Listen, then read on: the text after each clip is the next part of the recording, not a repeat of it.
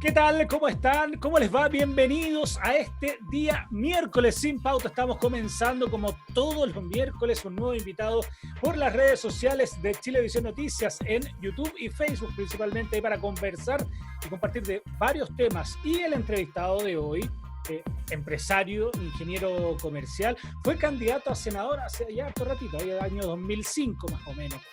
Presidente de la Asociación de Exportadores y Manufactureros, ASEXMA, activo también en redes sociales. Seguramente usted ya sabe de quién estamos hablando, ¿no?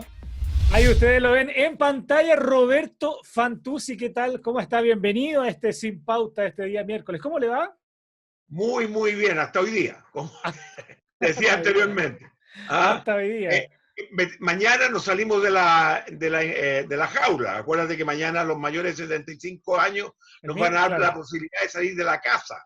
este miércoles, Antes claro. no existía y yo traté y fracasé rotundamente hacerle una huelga a París que se llamaba la huelga de los pijamas, porque efectivamente nos tenía enjaulados y nos tenía encerrados en tu pieza. Oye, pareciera que París peca de lo mismo que Mañalich, que no sabía que existía hacinamiento. En el caso particular mío no, yo reconozco realmente que tengo para dónde moverme, pero hay muchas personas de mi edad que le costaba mucho. Oye, ya que estaba mencionando ahí al ministro París, entremos en materia derecha de inmediato con actualidad, con todo lo que ha pasado, bastante movido este año para todos y además sobre todo para el manejo desde el Ministerio de Salud con la pandemia. ¿Qué le ha parecido el ministro París este cambio post-Mañalich? Mira, muy, muy educado. Y yo creo que eso era bueno. Mañalich tenía esa, que le gustaba un poquito los knockouts, los rounds, etcétera, etcétera. Dos estilos totalmente distintos. Y ojalá que les resulte. Efectivamente, en la situación nuestra creo que estamos dentro de los que más muertos tenemos por millones. O sea que no ha sido fácil para nuestro país. ¿Se puede Hoy día hablar me de impresionó mucho que me llamó un ex Fantuzzi, un ex trabajador de Fantuzzi, que no lo veo hace 20 y tantos años, y me contaba todos los que se habían muerto de dentro de la fábrica, ex Fantuzzi, de coronavirus, llevamos como 5 o 6 ya. Sí. ¿Se puede hablar de un buen manejo, cree usted, de la pandemia, ¿no? Ya que algunos Yo incluso lo han no soy mencionado en diario. yo sé muy poco de esa materia, no quisiera juzgarlo a ellos, si quieres hablamos de en términos económicos, de otras cosas, pero a ellos no me Sí, sí. atrevo a Vamos a juzgarlo. hablar de eso, vamos a hablar de eso. Efectivamente, lo que estoy totalmente en contra, lo que se hizo con los mayores de 75 años. Eso sí que El no lo confinamiento. comparto en absoluto. ¿Y por qué? Porque nos encerraron y nos achicaron el mundo, nos trataron como niños chicos. Y yo creo que la gente de 75 son lo bastante maduros para tomar sus propias decisiones y nadie se quiere suicidar. Fíjate que yo hace 5 meses que no salgo, no porque me tiene encerrado París, el ministro, sino por mi propia decisión, pues es lógico. O sea, no estaba de acuerdo usted con esa decisión derechamente. Totalmente de desacuerdo.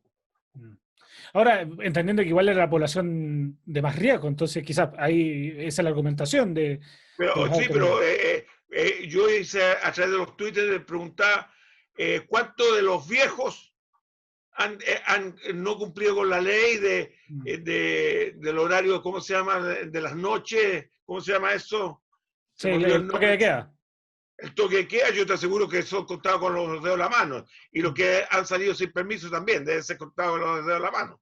Los que más no han cumplido con los reglamentos son los mayores de 30 años. Roberto, bueno, usted tiene 77 años, empresario, bien activo además de las redes sociales, Muy activo.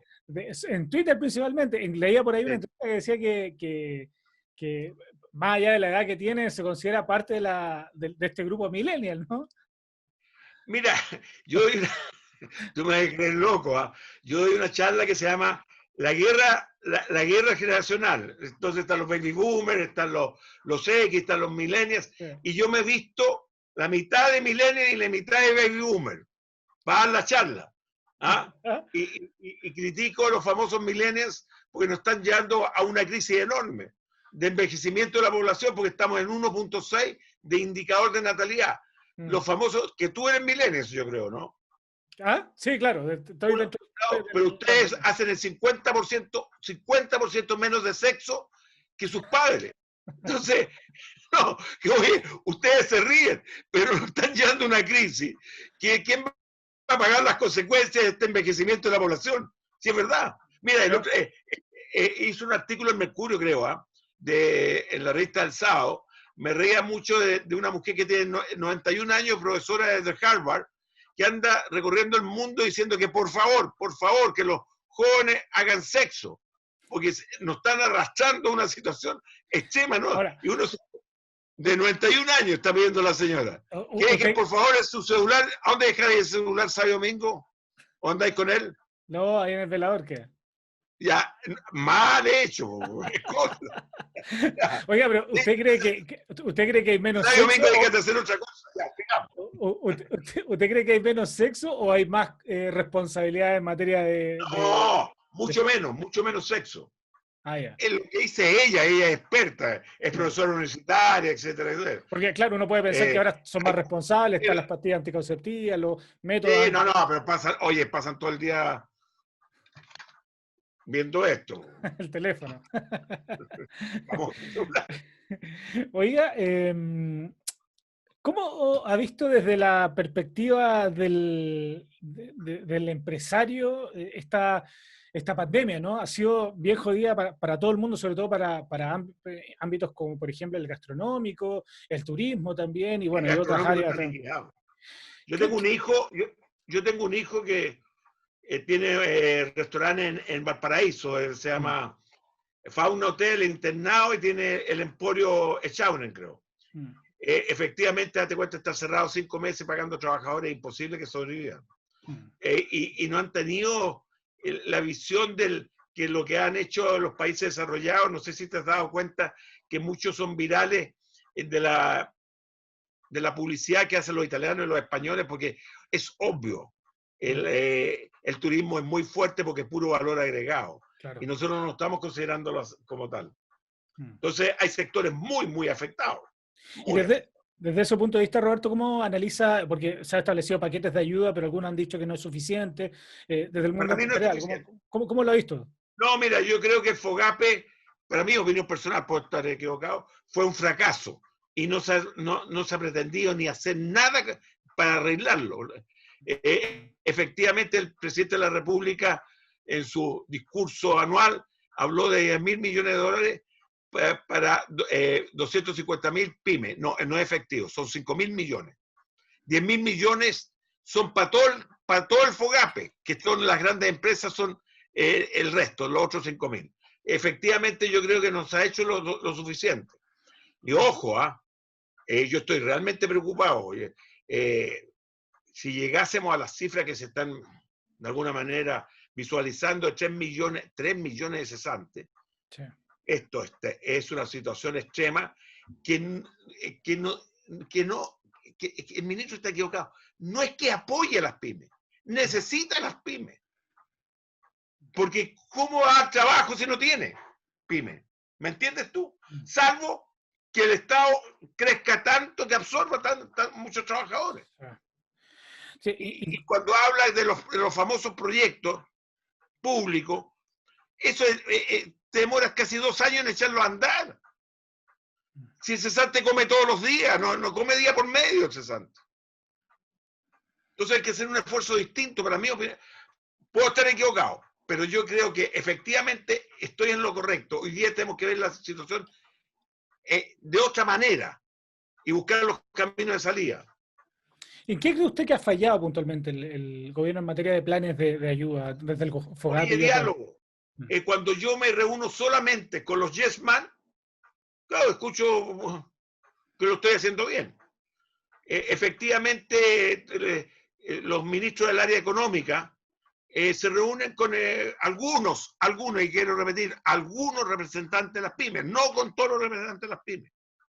Entonces ven una sola realidad, que son los llamados emprendedores, que yo odio la palabra emprendedores porque se le está vendiendo una pomada. Cuando tú corres riesgo, tú eres empresario y tienes que sentirte orgulloso de lo que eres. Como los empresarios estamos terriblemente desprestigiados, entonces se inventó este nombre, los emprendedores. Ellos, si están corriendo riesgo, que son empresarios. Yo te aseguro que Impuesto Interno no tiene la calificación de emprendedores, tiene la calificación de empresario y punto. ¿Por qué cree usted que es tan desprestigiado el mundo empresarial o lo empresario, el concepto como tal? Y me gustaría, si tú me das 2 minutos, Por favor. efectivamente yo creo que se han cometido muchos errores, ¿verdad? Y se ha mirado el mundo de la empresa desde la perspectiva solamente económica. Yo lo último que quiero hacer en mi vida, estoy creando un centro de estudios sociales de empresas familiares. El 99% de las empresas en Chile son empresas familiares. Y cuando esa empresa familiar contrata trabajadores, no contrata al trabajador, contrata a una familia detrás. Cuando yo hablo con un trabajador, estoy hablando con una familia detrás. Y eso es muy importante darse cuenta del rol social que cumplen las empresas. Lamentablemente yo reconozco que lo hemos descuidado desde la perspectiva empresarial. No hemos sabido vender el concepto que las empresas son instituciones sociales también. No son solo económicas, sino que también son sociales. Y es fundamental volver a encauzar este río de empresas familiares. Para mí, oye, yo te pregunto a ti, ¿qué edad tienes tú? Perdona que te interrumpa. 34 años. 34, uno más de Cristo. Sí. Yo te pregunto, ¿tú conoces a una persona que se llamaba Don Américo y Aurelio Simonetti? Sí. No, perdón. No, ¿verdad? No. ¿Cómo es posible? Fueron los primeros que elaboraron productos manufacturados de cobre, Madeco y Madensa. Esa historia no existe. Empresa familiar. Esa historia no existe. Eso es lo que nos falta, dar a conocer. Hemos hecho embarradas muy grandes y yo me encuentro entre ellos. Yo he hecho embarradas muy grandes también. Pero también he hecho cosas buenas. Todos los seres humanos tenemos cosas buenas y malas. ¿Cuál cree usted que los principales errores del empresariado chileno? Por ejemplo, ¿en qué se equivocan, en qué caen y que les genera toda esta mala fama? Yo creo que nos hemos preocupado demasiado en lo económico. Y no quiero ponerme el caso nuestro, porque nosotros teníamos una empresa relativamente grande, que era Fantuzzi, teníamos 1000 trabajadores, tuvimos huelga, tuvimos de todo, porque es como un matrimonio. Tú haces cosas buenas en el matrimonio, cosas malas, y a veces se pelea, no se pelea, ¿verdad? Claro. Pero teníamos una relación relativamente, porque veíamos siempre al trabajador como parte de la familia. Nosotros festejábamos, por ejemplo, le dábamos la posibilidad que el trabajador, cuando estaba aniversario de matrimonio, no fuera a trabajar ese día. Que los hijos fueran a conocer la fábrica donde trabajaba su padre. Esa parte nos está faltando. En la fábrica relativamente grande, porque eran 1000 trabajadores, se ponen pasillos como en los supermercados, ¿te has fijado? Como caminos. Todos esos caminos tenían un nombre de ex trabajadores de Fantuzzi. ¿Por qué? Porque estábamos reconociendo al trabajador como persona. Y eso nos está faltando hoy día, para mi opinión personal.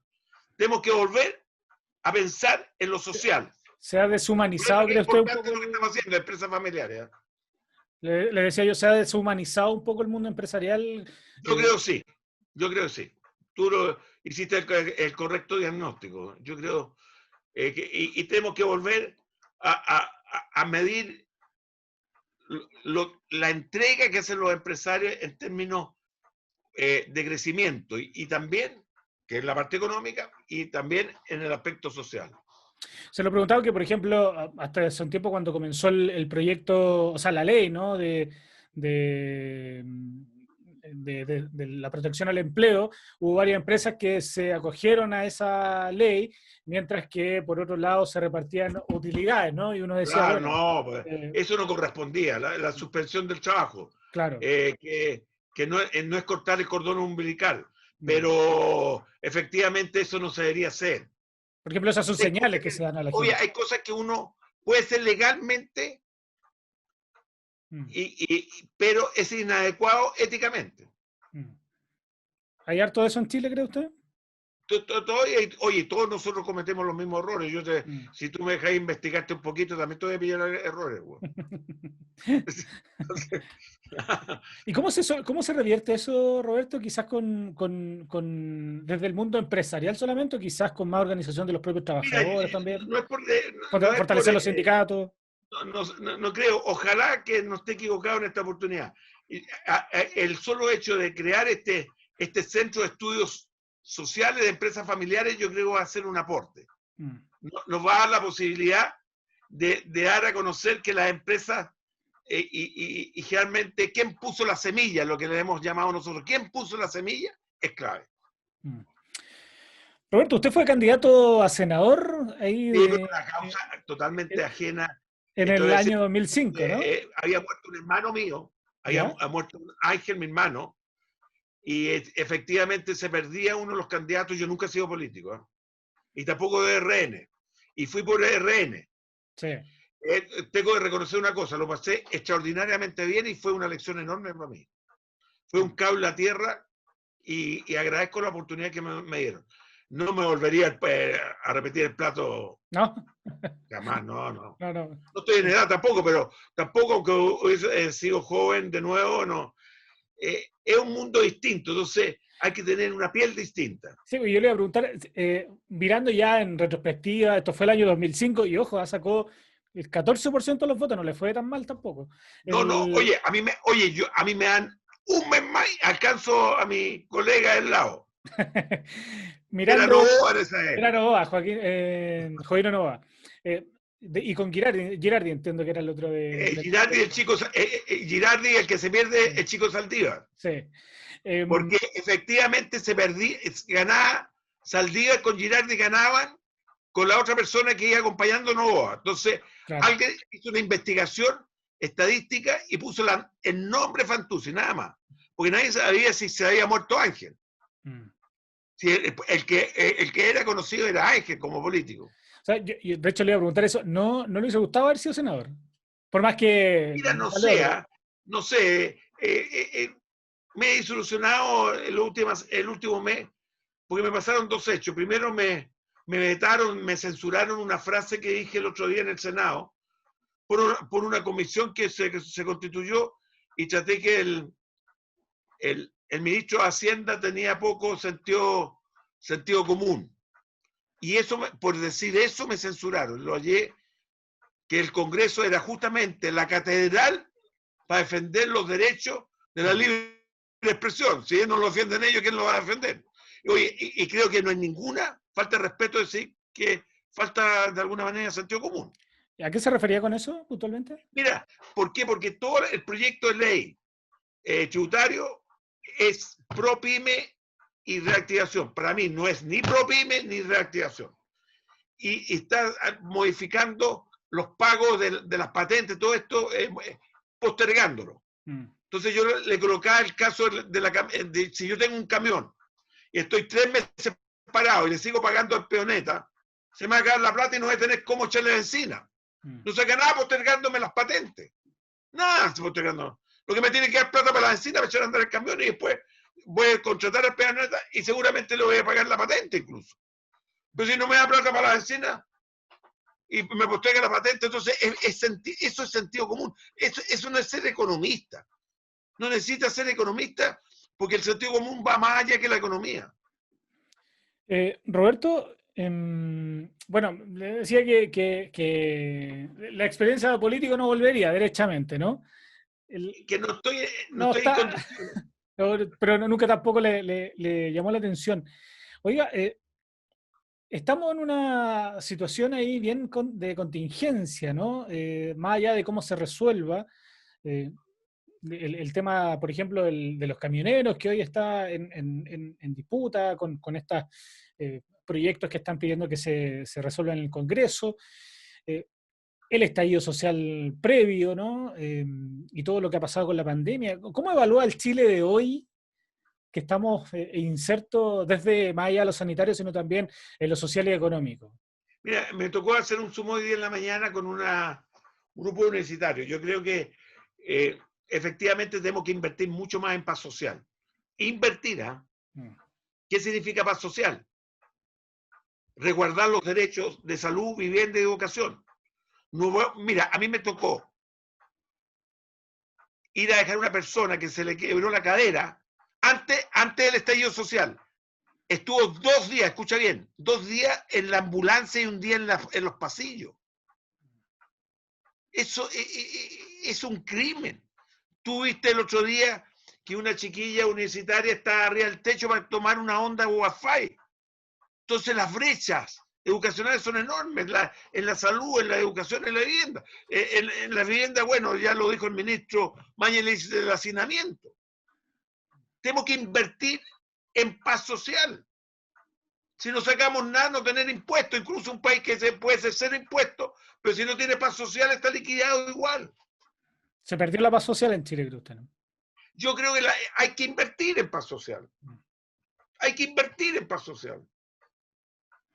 Y no se está invirtiendo en paz social. ¿Cómo ve usted lo que se generó desde el 18 de octubre en adelante, ¿no? Porque fue una explosión de todo, desde las injusticias desde el punto de vista laboral. Los tres derechos totalmente violados.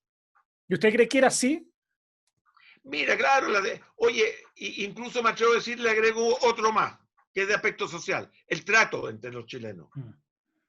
El trato no es el más adecuado. Cuando uno viaja a Argentina, el mozo que te atiende es de cómo te trata de igual a igual. En Chile no tenemos esa cultura. Y estamos en el siglo XXI. Las personas somos todos iguales. Y la Constitución lo dice, nacemos todos iguales. Pero nos vamos diferenciando, parece, a medida que tenemos más edad. Y las clases sociales, etcétera, etcétera. Existe una especie de, o sea, una clasificación social muy marcada, socioeconómica, quizás. Demasiado marcada.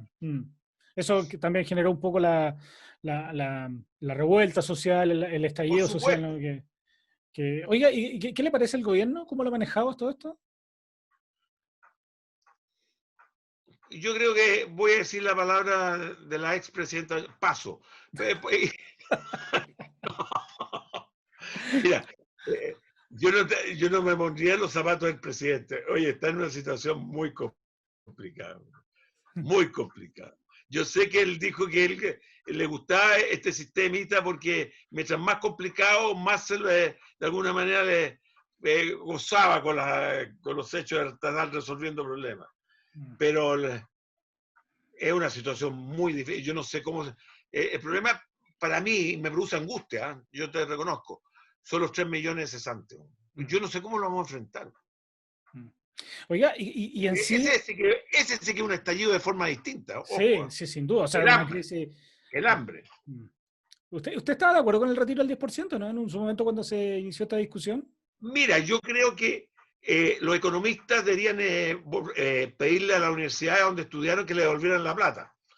Porque, oye, todos dijeron que era casi la catástrofe, que era un tsunami, y al revés. Terminó reactivando la economía.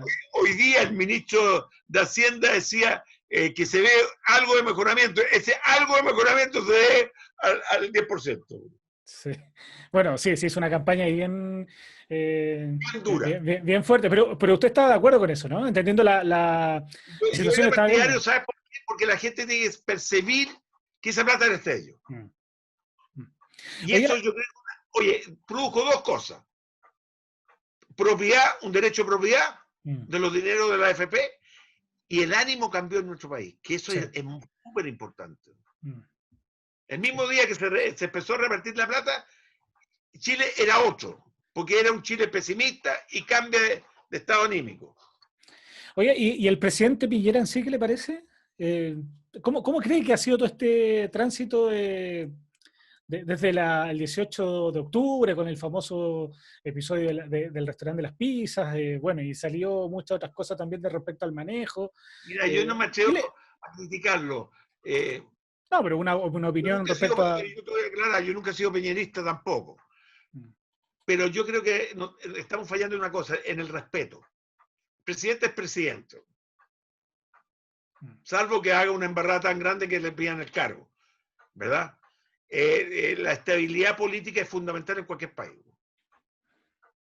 Yo veo que gente de su partido, de su tendencia, lo tratan con falta de respeto, y eso yo no lo comparto.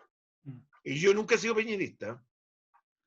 ¿Pero cree que él ha tenido buen manejo también en este? No, yo creo que él comunicacionalmente no lo ha hecho bien.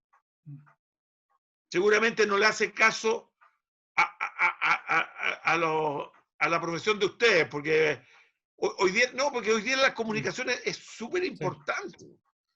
Si una palabra maldicha se puede interpretar de mil maneras. Hay que ser terriblemente cuidadoso y creer en los profesionales. Si yo no voy a querer hacer algo que no tengo idea, voy a cometer miles de errores. ¿Cree que ha faltado manejo ahí, Yo creo que especialmente comunicacional? Oiga, se viene el plebiscito, ¿cuánto? ¿El próximo mes, en octubre? Sí. La pregunta acá de cajones, ¿por dónde va usted? ¿Apruebo o rechazo? No, yo te voy a contestar. Yo soy presidente de una asociación gremial. Dentro de la asociación gremial hay de todas las tendencias. Entonces, como presidente de la asociación no puedo decir. Pero yo estoy desilusionado, yo te voy a decir de qué. Esto lo puedo decir. Yo participé en los cabildos y en la asamblea constituyente que hizo la expresidenta Bachelet. Y me desilusioné de los resultados finales del que hicieron los políticos. Mira, yo iba a los cabildos. Efectivamente, con un respeto se trataba a la gente, unos con otros, con argumentos, etc. Un 7. Y después quedó en nada. Date cuenta del esfuerzo que se hizo. Yo participé, no me acuerdo, creo que se llamaba asamblea, no me acuerdo exacto cómo era el término, que éramos como 15 personas que se organizaban los eventos, ¿verdad? A mí me dio rabia cuando terminó. Porque todo el esfuerzo que hizo la gente, que iba los días sábados, perder toda una tarde discutiendo, pero con respeto, con argumento, quedó en 0. Quedó en 0. Ojalá... Perdón. Sí, no, usted me dice que como presidente del gremio el que representa no puede decir si vota a prueba o rechazo, claramente. No, porque, oye, nuevamente entraríamos yo no soy partidario de algunos líderes del mundo empresarial que se marcan para un lado. Porque lo que él está representando al gremio en ese momento. Sí. Si él se representara a sí mismo, renuncie y vote por quien quiera. Se lo pregunto de otra forma, entonces. ¿Cree que Chile necesita una nueva constitución? Te la contesté con la pregunta anterior, que yo participé. ¿Cree que Chile... no hubiera participado en la anterior? Pero no he dicho nada. ¿No? Para el titular. Chile merece una nueva constitución. Roberto Fantuzzi. Oiga, ¿le gusta esta discusión que se da en este Chile donde están todos ya más involucrados con los temas sociales, políticos que pasan? Y yo te voy a contar por qué. Yo participo en 2 WhatsApp. Uno de la universidad y otro del colegio. En los 2 sigo participando, pero me retiré en la discusión, porque son puras descalificaciones. Yo creo que lo que necesita este país es argumentos. Sentarse a la mesa como gente madura y dar argumentos, no agresividad. Porque la agresividad no es argumento. Cuando yo levanto la voz, yo estoy de alguna manera imponiendo al otro mi manera de ser. No. Hay que sentarse, discutir, dialogar, etc. Y lamentablemente no se está haciendo. Y si tú me apuras, yo, si fuera presidente de la República, trataría que constitucionalistas de ambos sectores hablar en la televisión en qué consiste esto. Pues yo te aseguro que el 99% de los chilenos no sabe todavía. O sea, están las posibilidades para poder opinar, pero hay poca información y la gente no está... Como si la información es clave para votar democráticamente, hay que tener información. Si no, se le está imponiendo a alguien una idea al otro.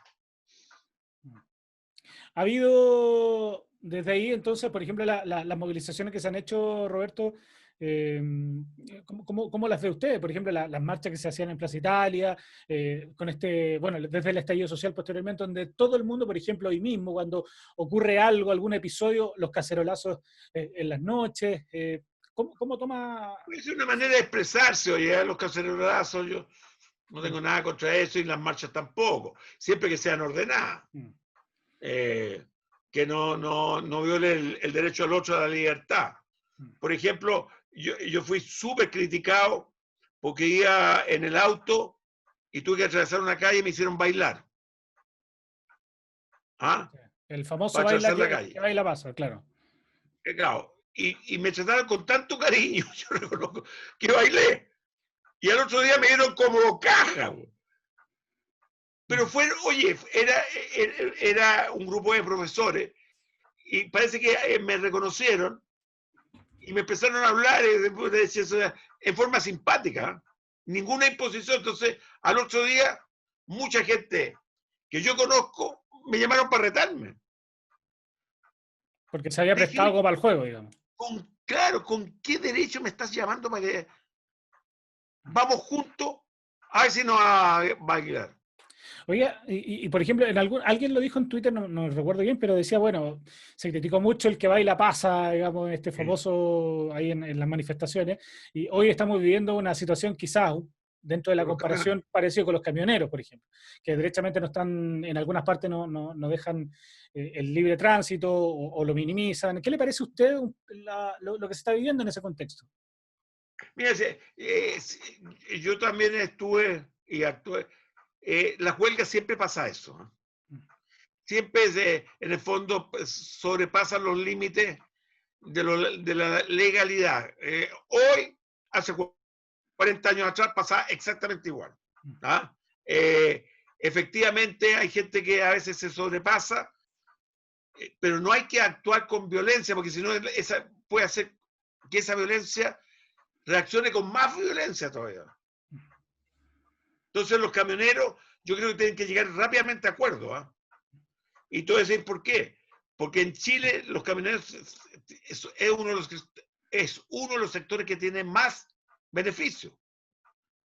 Pagan menos impuestos en el diésel y tienen renta presunta. Y en Chile yo no entiendo por qué todavía el tren no hay un programa y tampoco el cabotaje. ¿Tú sabes lo que es el cabotaje? Entonces, ¿lo puede explicar? El cabotaje es cuando nosotros tenemos una frontera marítima como 3.000 o 4.000 kilómetros, que todo se traslade por buque. Muchas de estas cosas podrían ser sumamente baratos. Y en Chile no se permite. Se establecer otra forma de transporte para unir... De transporte. Oye, tú ves en Europa que cómo usan los ríos como transporte, vía de transporte. Y en Chile tenemos el mar que tampoco, que date cuenta lo que significa el mar. Costo cero de hacer camino, ningún de ese tipo de cosas.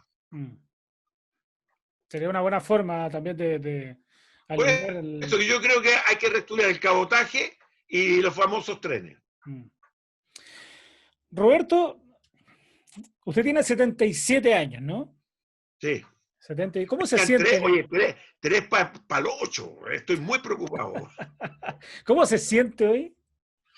Oye, no sé cómo pasaron los años. Me siento bien. Mira, yo tengo cáncer, ¿eh? Pero un cáncer manejado, sin peligro de muerte, ninguna de estas cuestiones. Y nunca he sentido dolor ni nada. Y la próxima semana me tengo que hacer una cuestión que se llama el PET, que desde el pelo hasta la uña del pie te meten en una cápsula y te ven que si tenías algo más. Yo nunca he sentido nada. Nunca. Entonces, pero puede suceder si estas cuestiones son... Pero yo me siento bien. Está en una buena etapa. Y teóricamente soy terriblemente constructivo en ciertas cosas. En otras, mi señora me dice que soy negativo. Pero efectivamente, yo creo que todavía tengo para dar y quiero terminar con el asunto del Centro de Estudios Sociales de Empresas Familiares. Yo creo que es clave para nuestro país. Es clave para nuestro país. Para la convivencia. Si no nos podemos ver como enemigos empresarios y trabajadores. Si estamos cometiendo algún tipo de error, algo estamos haciendo mal. Oye, hay cosas de las que, con esto ya y para ir cerrando, cosas de las que uno dice, bueno, a su edad, 77 años, el análisis de la vida, decir cosas de las que me arrepiento de haber hecho, por ejemplo. Bueno, me arrepiento de muchas cosas. Me arrepiento de un hecho que no quiero ponerlo en tabla, porque tú te estás viendo antes de partir. Para allá iba. El matrimonio y toda la cuestión.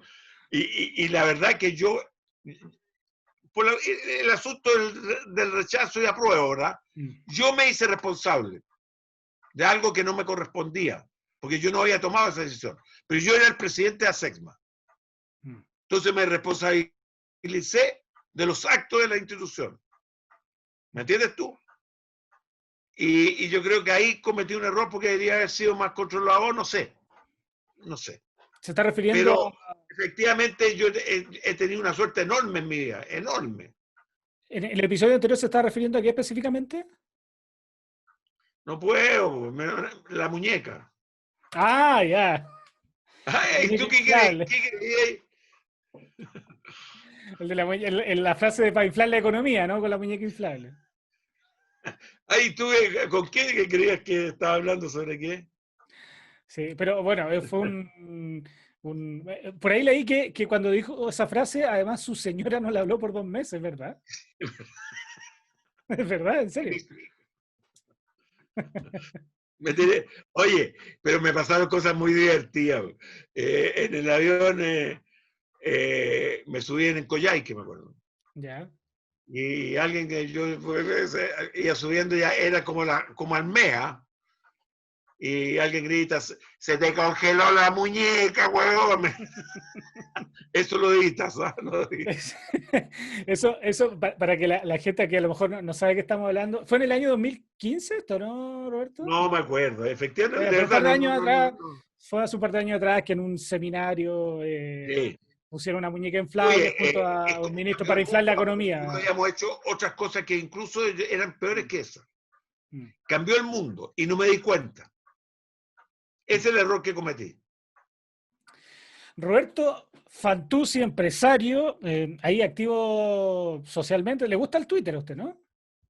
Mira, los Twitter yo al principio me lo llevaban y un día lo tomé yo y me encantó y pongo uno en la mañana y otro en la noche. Pero ahí bien En la activo. mañana a las 8 y el otro a las 4 de la tarde a veces. Oiga, Roberto, finalmente, algún mensaje que quiera entregar, entendiendo en este Chile nuevo que estamos viviendo con... No, yo lo único que es qué aporte tenemos que hacer nosotros como personas, cada uno en forma individual, poner algún granito para resolver el problema que se nos viene encima. Y eso es la única manera de lograr paz social. Los cesantes, si estuviera yo cesante, no sé qué haría por alimentar a mis hijos. Sí. Ahí también se explica que mucha gente salió incluso con cuarentena a trabajar, digamos. Por supuesto. Que Era la única manera de llevar algo para su casa. ¿Había poco concepto de realidad de parte del gobierno, cree usted, para entender lo que realmente pasaba? Gente que... Bueno, hasta el doctor se dio cuenta que desconocía una parte de la realidad porque la verdad es que los médicos conocen los sufrimientos. Fue el hacinamiento, por ejemplo, ¿verdad? Nunca creyó que era de tal magnitud. Y efectivamente era de tal magnitud que era inmanejable. Las personas tenían que salir a buscar el puchero de todos los días. Sí. Parte también, realidad que sin duda, esperemos no se agudice, pero parece que para allá va, entendiendo las cifras también que se habla de desempleo y de la poca reactivación, la lenta reactivación económica que se está viendo y que sin duda... Eso es una crítica constructiva que le hago al ministro. Yo todavía no sé cuáles son las medidas de reactivación. ¿Qué medidas? Postergar las patentes. La depreciación acelerada, la depreciación instantánea. Por favor, esa no es medida. Si estamos en una situación totalmente distinta cuando hay un terremoto, el terremoto se te acabó todos los activos y tienes que echar a andar. Hoy día tenemos los activos, tenemos los hoteles, los restaurantes, las máquinas, etcétera. Lo que nos falta es aumentar la demanda para empezar el engranaje a funcionar de nuevo. Bueno, visiones respecto a cómo volver a un poco a esta pseudo normalidad que ya en algunas partes de la región metropolitana principalmente está comenzando lentamente. Ya se van a poder abrir restaurantes en algunas partes, esperando poder reactivar la economía siempre con los cuidados sanitarios, porque sabemos que es la preocupación mayor, pero la situación también económica es una de las principales preocupaciones que debe tener hoy el gobierno, también desde el mundo empresarial, en la visión que escuchábamos ahí con Roberto Fantuzzi. Yo le quería agradecer este contacto, haber sido parte de este Sin Pauta, conversación ahí sin filtro, distintos temas que hablamos de actualidad y bueno, también parte de su historia, ¿no? Que siempre es interesante desde el mundo Twitter, que lo comenta harto, hasta también en las redes sociales. Así que por eso agradecerle haber sido parte de este capítulo de hoy, Roberto. Ahí estaba Roberto Fantuzzi. Oiga, muchas gracias por la sintonía, por esta conversación, por ser parte de este espacio por las redes sociales de Chilevisión Noticias en Facebook y YouTube. Usted sabe, todos los miércoles a las 9 de la noche. Y el próximo miércoles nos encontraremos con un nuevo invitado o invitada en este Sin Pauta. Que esté muy bien. Chau, chau.